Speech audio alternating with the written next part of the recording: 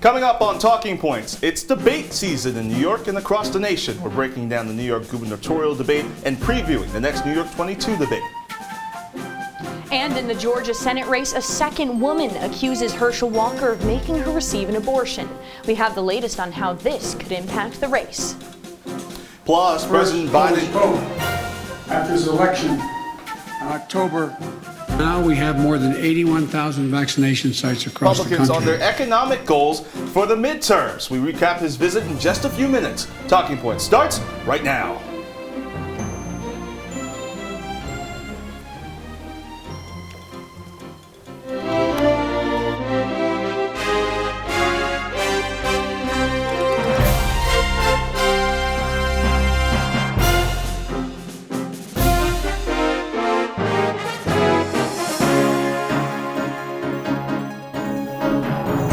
Hey, welcome into Talking Points. I'm Chilekasi, Adele. And I'm Teagan Brown. We have a lot to discuss tonight, but let's start with the latest in some of the most crucial races across New York State.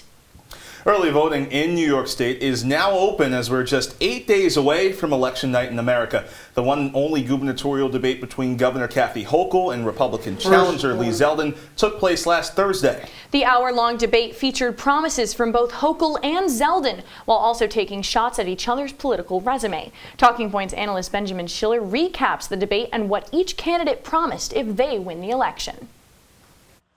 Governor Kathy Hochul and her Republican challenger Lee Zeldin sparred in the only New York gubernatorial debate on Thursday. Hochul and Zeldin sparred on crime. There is no crime-fighting plan if it doesn't include guns, illegal guns. And you refuse to talk about how we can do so much more. You didn't even show up for votes in Washington when a bipartisan group of enlightened legislators voted for an assault weapon ban. You know, it's amazing that we're going to be able to go through the entire crime conversation of this debate, and we're still waiting for Kathy Hochul to talk about actually locking up criminals. Abortion rights was also a hot topic during the debate. What is so appalling is the sort of general campaign conversion that we're trying to hear from Lee Zeldin, who will say, oh no, I really won't change nothing changed the day after the Dobbs decision. You know why nothing changed the day after the Dobbs decision? It's because I'm the governor of the state of New York and he's not. Zeldin responded that Hochul shouldn't take credit for the current law. New York codified far more than Roe. When we woke up the day after the Dobbs decision, the law in New York was exactly the same as it was the day before.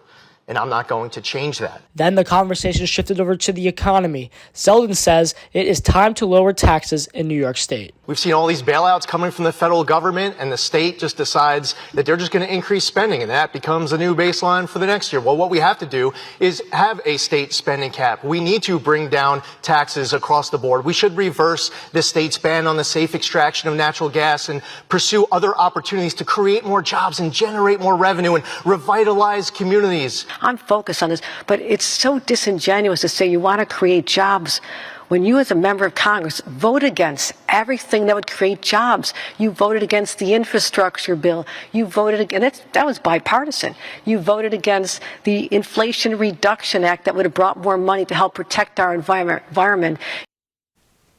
Hochul and Zeldin have ramped up campaign operations this week as they look to push for more votes. Governors Ron DeSantis and Governors Glenn Youngkin campaigned for Lee Zeldin this past week on Long Island as well as Westchester. This election, guys, is just 8 days from now. Benjamin Schiller, thank you so much. Now, the second New York 22 congressional debate will air live on CNY Central on Wednesday night. The race between Republican Brandon Williams and Democrat Francis Knoll is considered to be a toss-up by several election forecasters. The two candidates sparred in a debate last Wednesday, moderated by Syracuse.com at Newhouse. Knoll took aim at Williams and said that he is not a central New Yorker, while Williams said Knoll's economic policies will hurt our region. As the midterms draw closer, the issues that will affect the elections the most this year are becoming much clearer. Abortion, inflation, and the economy are on the mind of voters this election cycle. However, voter opinions are still changing with just over a week left until Election Day. Talking Points analyst Jake Morel is in studio to tell us what issues are polling at the top. Jake? Teagan.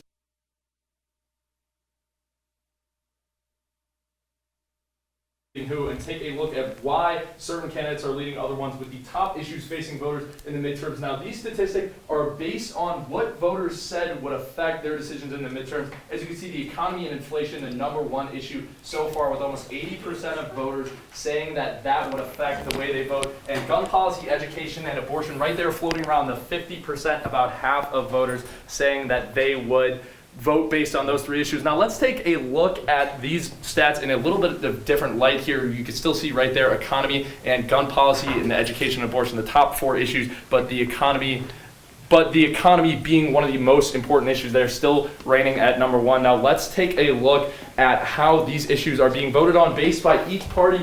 The economy, the most important issue to Republicans here, a little bit more important to Republicans than Democrats, but Democrats giving a little bit more stock to gun policy, education, and abortion. You can see that almost twice as many Democrats as Republicans are saying that gun policy and abortion will affect the way they vote in these midterms. Now, let's take a look at what we're going to see these issues, the most impactful issues right here at home in Syracuse, with the most searched issues in New York 22. #1, no surprise, jobs, with the announcement of the Micron plant coming to Syracuse. #2, taxes. New York State has some of the highest taxes in the country. Taxes are always going to be an issue for New York voters. #3, Donald Trump. He's been making headlines not only with Mar-a-Lago, but also with his endorsement of several candidates in the midterms. #4, 5, and 10, Ukraine, China, and Russia. Voters looking to see how these potential elected officials would handle foreign policy. #6, student loan forgiveness, with President Biden announcing that plan just a couple weeks ago, and it is currently blocked by 6 Republican states. Voters seeing how they could affect the passing of that bill potentially. #7, wages rolling right in with the economy and inflation. #8, Joe Biden himself, the president, always going to be a factor in the midterms. And #9, firearms. And before I send it back to you guys, I'm going to give you guys 5 races that we're keeping a close eye on here in the Citrus TV studio. #1, Nevada Senate.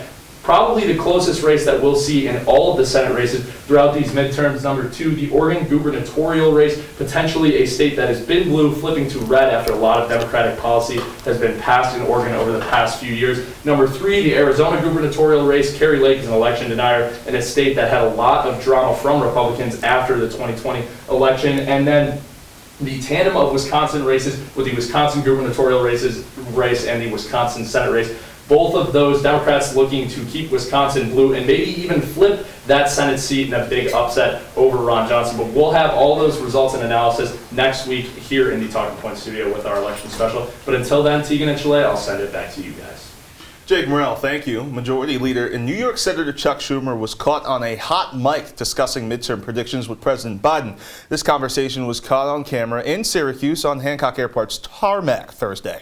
Talking Point's analyst Anna Salewycz is here to discuss more details about the conversation and what it could mean for Democrats at the polls next week. So Schumer alluded that Democrats are in trouble coming up. So where are they standing right now in these latest polls? Well, one thing Schumer mentioned was that the debate in Pennsylvania last Tuesday didn't negatively impact the party as much as many thought they would. Just for some context, John Fetterman, who is the Democratic candidate in Pennsylvania for the Senate, he suffered a stroke back in May and deals with auditory processing issues as a result. And many Democrats feared that this would kind of influence the way that the ordinary voter viewed his ability. But we can actually see, so NBC News has been tracking early voting. And we can see that in Pennsylvania right now, the Democrats have a significant lead over Republicans, just over 50%. But Schumer also on the hot mic, he did mention that there was concerns over the Senate race in Georgia, and we can actually take a listen right now.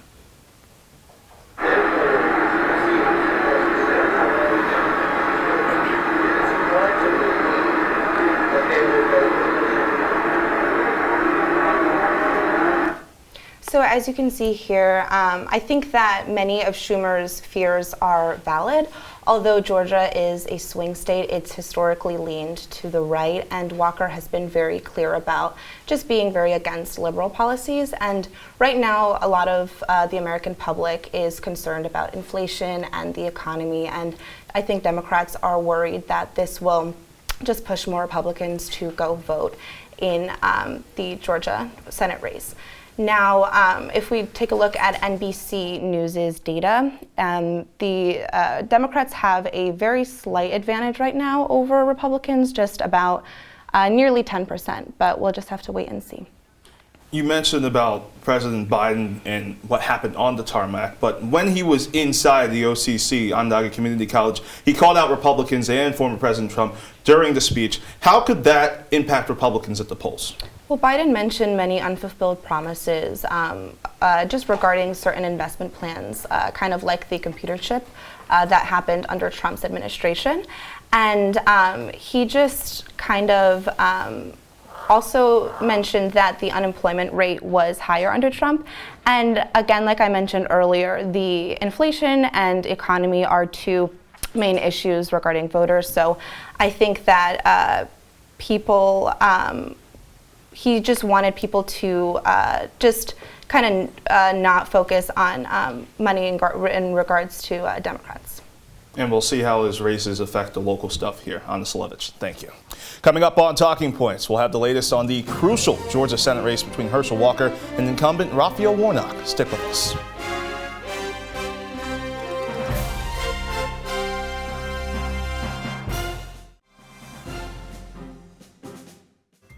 Fancy pants peanut butter? A big screen television? You haven't even bought a sofa yet. A motorcycle? When your father finds out, he's gonna flip his shoes with 2 buckles? What do you even need 2 buckles for? Mr. Big Shot, buying whiskey shots for everybody in the bar. From the looks of it, I'd say nobody even remembers. Feed the pig.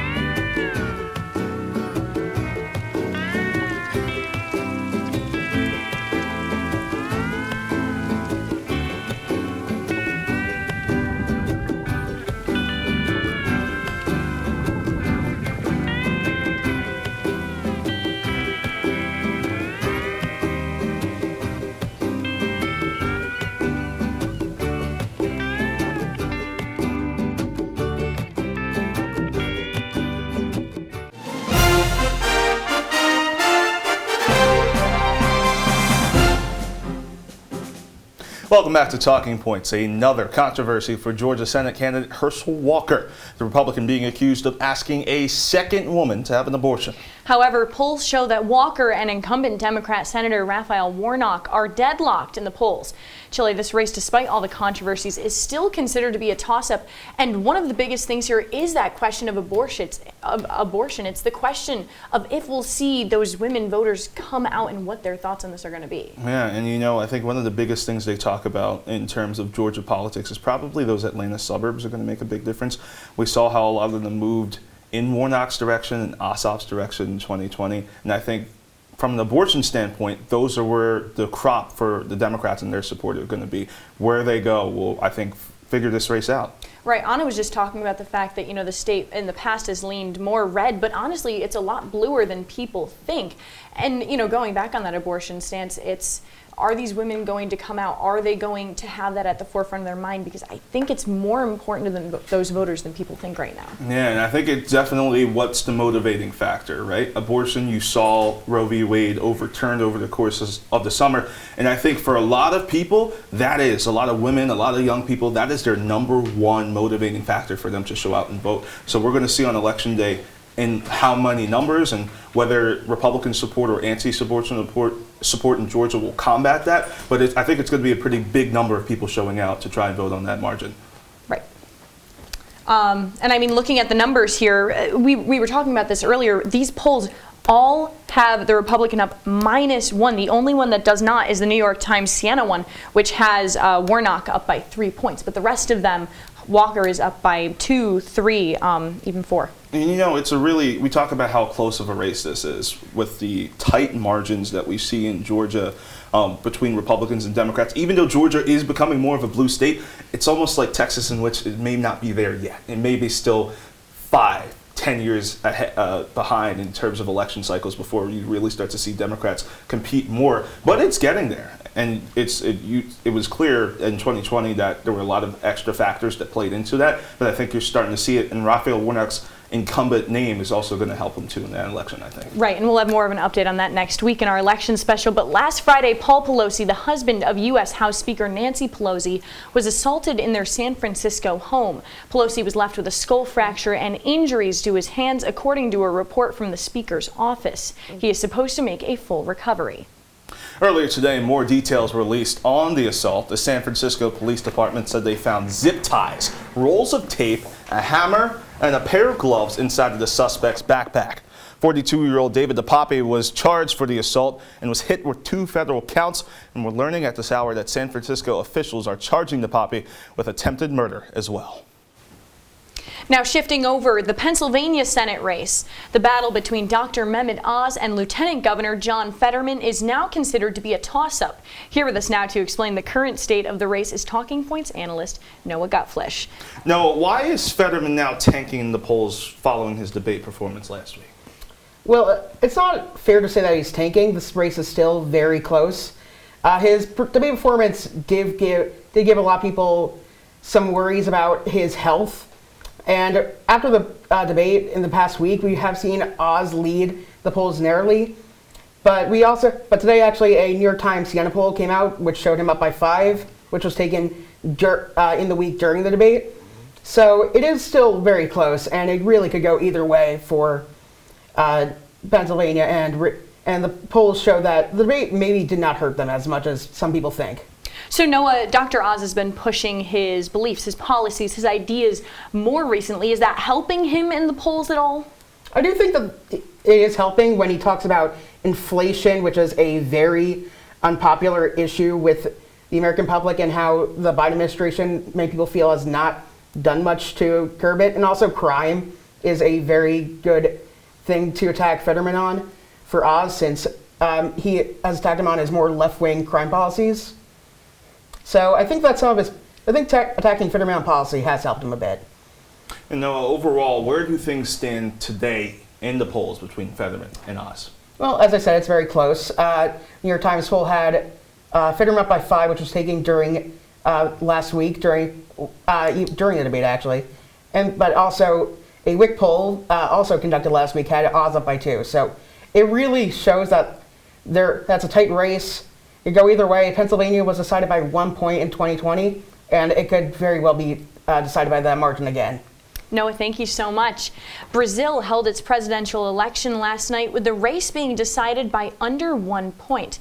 We'll break down the numbers when Talking Points returns in 90 seconds.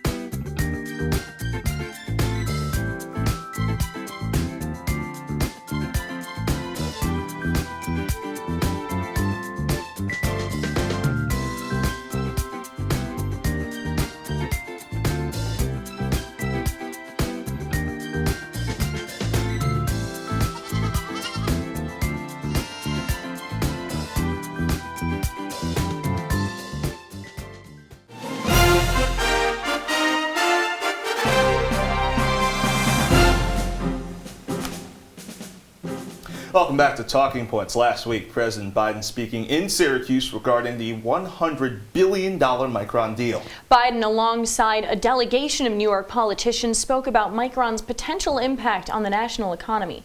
Talking Points analyst Katie Fongvongsa is here to discuss what Micron may bring to our regional economy here in central New York.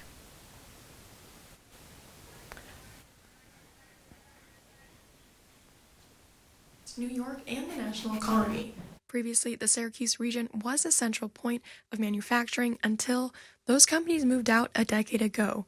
Now with Micron's $100 billion investment, this deal will begin an era of exponential growth in the production of computer chips. President Joe Biden visited Syracuse last Thursday and said what kind of impact this will have on the U.S. It should give us a sense of optimism and hope about who we are as a nation, and it's part of a broader story about an economy we're building and one that works for everyone. The positions America put America in a position to win the economic competition of the 21st century. And again, that's not an exaggeration. The U.S. currently makes up 10% of the global supply, but Micron has boosted its shares by 18%. Shortly, when construction begins for the semiconductor factory, 5,000 jobs will be created, and Micron will then create 9,000 direct jobs and 40,000 central New York jobs. Most of these will pay over $100,000 on an average salary. The company is also contributing $500 million to community fund to a region and a $9 million state incentive. According to this graph, this investment will also boost local revenue by $565.5 million, including $490.4 million, and New York State will benefit $378.5 million. The president closes with an address about the national economy's growth. The GDP rose to 0.6% in the third quarter and 2.6% annually. Inflation has fell, including gas prices, and consumer spending is contributing to 0.4%, but that is still less than 0.5% last quarter. This shows improvement in the U.S. economy, but a recession is still predicted for the upcoming year. Micron is expected to begin construction and create hundreds of jobs over the next 20 years. The federal CHIPS and Science Act is spurring a future made in America, which ensures that Americans have chips on hand and will lower costs of everyday items. Teagan and Chile, back to you guys. Katie, thank you. Switching over to international news in Brazil. Presidential candidate Luiz Lula da Silva will be Brazil's next president after defeating incumbent Jair Bolsonaro. Da Silva won the popular vote by just under 2 percentage points. Now, many people are questioning whether Bolsonaro will concede after narrowly losing re-election. Talking Points analyst Dominic Chiappone is in studio to break down what exactly Bolsonaro's defeat could mean for Brazil's democracy in the future. Dominic? Thanks, Chilekasi and Teagan. Yesterday, over 150 million Brazilian voters cast their ballots for the second time in the 2022 presidential election, and a two-term former president came out on top. Leftist candidate Luiz Inácio Lula da Silva narrowly defeated incumbent conservative candidate Jair Bolsonaro in the runoff election. Lula da Silva previously served as Brazil's president from 2003 to 2010, while Bolsonaro was seeking re-election after securing the presidency back in 2018. Now, if you take a look at your screen, you could see Brazil's presidential election broke down during this second round of voting. Lula da Silva secured a 50.9% of the popular vote, with Bolsonaro finishing right behind him at 49.1%. Bolsonaro finished better in the actual runoff contest compared to most pre-election day polls, but over his presidential term, Bolsonaro's administration was plagued with accusations of corruption among his staff and was heavily criticized for his response to the COVID-19 at the height of the pandemic. In a speech to the United Nations, Bolsonaro ignored those claims and focused on targeting his opponent instead. Take a listen. I come here to showcase a different Brazil vis-a-vis what is portrayed on newspapers or seen on television. Brazil has changed a great deal after we took office in January 2019. For 2 years and 8 months, we have had no concrete case.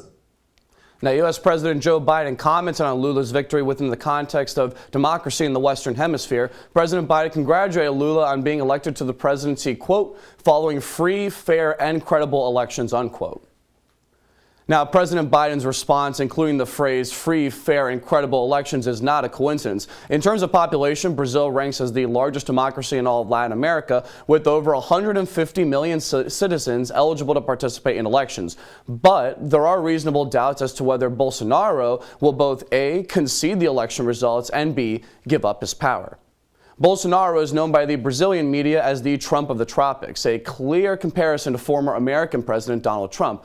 Like Trump, Bolsonaro has used a similar playbook in Brazil, from spreading false information over election certification to baseless claims of voter fraud. In recent months before the election, Bolsonaro refused to commit to a peaceful transfer of power if he lost, saying his only options were, quote, victory, arrest, or death, unquote. This situation gets more complex when you consider that Lula won by under 2 percentage points after leading in polls by as many as 12 points before the election. Despite outperforming in the polls, Bolsonaro still doubled down on false claims of electoral fraud. Now, the good news for Brazilian democracy is that the nation's Supreme Electoral Court, already certified the election results. But as we've seen with democracies around the world in recent years, including here in the United States, the peaceful transition of power is not certain until after Election Day. Chilekasi and Teagan, back to you guys. Dom, thank you. Coming up on Talking Points, Teagan and I discuss Elon Musk's Twitter takeover. We'll break down what this means for free speech on the platform and what changes could be implemented next.